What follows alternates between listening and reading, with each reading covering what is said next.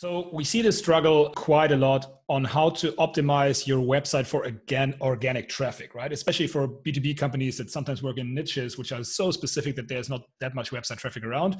The question pops up, but most of them have some activity with it. And we agree it's very, very powerful. We're getting into this topic ourselves right now, just rewriting copy based on this. So I would never argue that you should not optimize for SEO or any organic traffic to your website, right? We believe, though, that the problem is that people in B2B conduct, in general, really marketing activity before conducting the necessary sales activity. So what does that mean? Okay, so when you optimize for SEO or any kind of content, we have to ask ourselves, what is the actual action that people take before they go to your website? For example, by organic search, or they're just browsing around, they use a certain search term. And we believe it's very safe to say that these people, your potential prospects, right, have a specific topic in mind, a question or a problem that they like to solve. Now, when you optimize your website, the headlines, the terminology, the text, blog posts, videos, case studies, etc., you get a better ranking if those search terms actually are relevant to the search that's happening, okay? But how would you know what those topics are? So most people just start brainstorming, going into workshops, invite those agencies over and just come up with those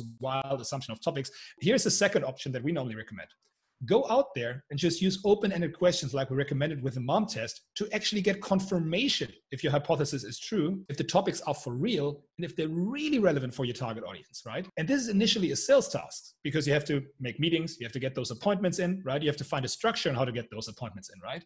Do not start fiddling around with your website traffic at all before you didn't get that confirmation, which is get message market fit before you think about marketing. Get sales meetings in before you think about marketing.